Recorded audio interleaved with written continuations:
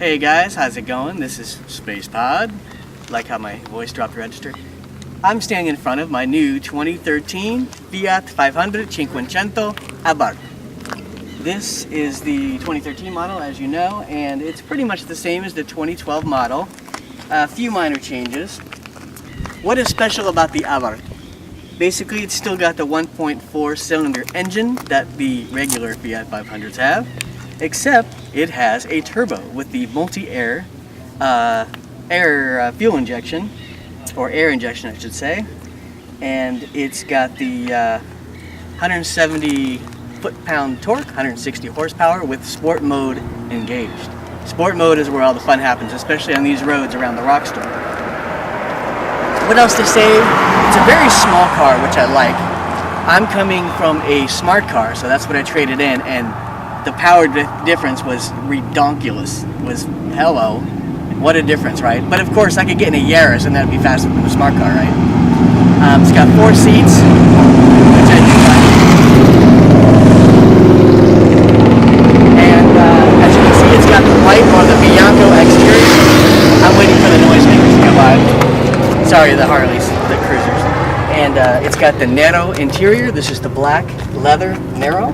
Nero is black, of course, in Italian. And you can see the Abarth badging, which is pretty prominent. And as we walk around, you can see the right side fuel cap and the dual exhaust with diffuser, which you'll find on the Abarth model, and the Abarth badging. Let me tell you something about Abarth. Abarth was Austrian Carlo, or Karl Abarth, and Karl was an Austrian name. When he moved to Italy, it became Carlo, and what he did is he made exhaust, and he eventually got into racing and all kinds of modifications for Fiats. So this car carries the Abarth name as their flagship model 500, their fastest, highest performing car. Let's see if we can open the rear here. No jokes. So here's the 50-50 split rear seating. And basically, if you want to put something big in there, you can. Pretty good cargo room for grocery getting and whatnot. And these things will flip up or move up when you have a passenger. And they'll go like that to keep them out of your rear view when you don't have any passengers. You don't want to sit like this because it'll gouge your back and your spine. So, and there's a little handy strap here for lowering this once again. Okay. The other side is wildly different from what you saw. Just kidding. It's pretty much the same. These are 16-inch stock wheels. They're pretty nice. I'm actually having some powder-coated satin black at 500 Madness. 500 Madness is a really great aftermarket vendor for the Fiat 500 down in Signal Hill, California, and I'm actually a vendor for them. Another Abarth badging here. Got the chrome handles reminiscent of the old Fiat, which is kind of nice. These chrome touches are a retro feel, or sort of a retro nod. And got some tinted windows and the satellite receiver, radio satellite. And this is kind of handy right here. This is a blind spot mirror, which you kind of need because of the thick C-pillars in this car. So the blind spot mirror really comes in handy.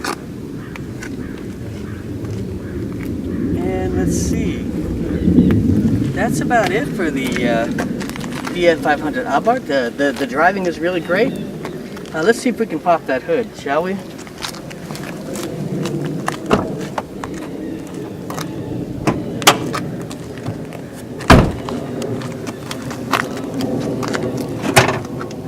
Hot, hot, hot, hot, hot, hot, hot, hot,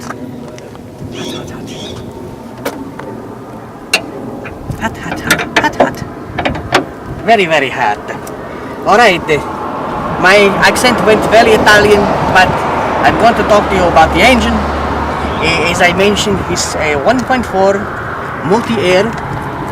So yeah, 1.4 multi-air, 160 horsepower with the sport mode engaged, 170 foot-pound torque, and it's got 4-wheel anti-lock braking. It has electronic stability control, which you can turn off. So you can sort of turn it half off and you can turn it all the way off should you choose. If you want to drift, if you want to race, whatever. The Abarth only comes in a manual. Let's go look inside and check out the interior, shall we?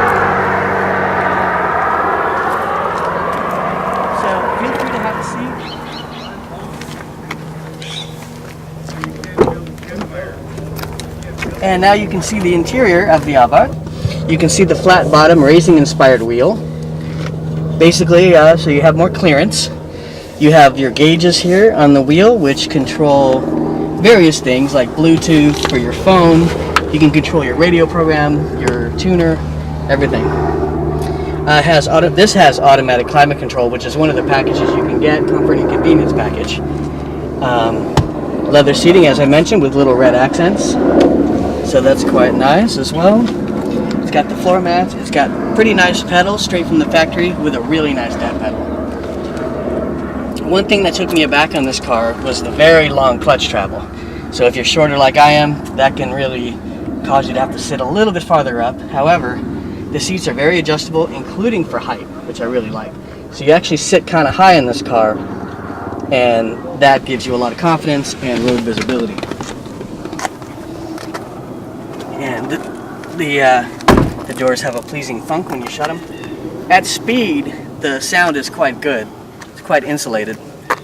The smart car at speed was basically like going down Niagara Falls in a barrel. You're like, oh, I've been a smart guy. Yeah. Smart cars are great in the city, and they can be great in the highway, except here in SoCal, you know, our roads can be kind of dicey. So when you're on that 405 and you're in the stunt lane, or should I say Van Nuys Boulevard southbound, you're just getting a lot of this kind of action. So in this car, it's a lot smoother ride despite the small size of it. And of course, the spoiler, which actually does create downforce, comes with the Abarth and not the other models, which is, I guess, somewhat of an exclusive, although it may come with the turbo. I think the turbo has this as well. So basically the Fiat, there's the Pop, which is the low end. There's the Lounge, which is fancy, as the name implies. There's the Sport. There's the Turbo, which is a detuned Abarth with different suspension. And then there's the Abarth Flagship. So there you have it.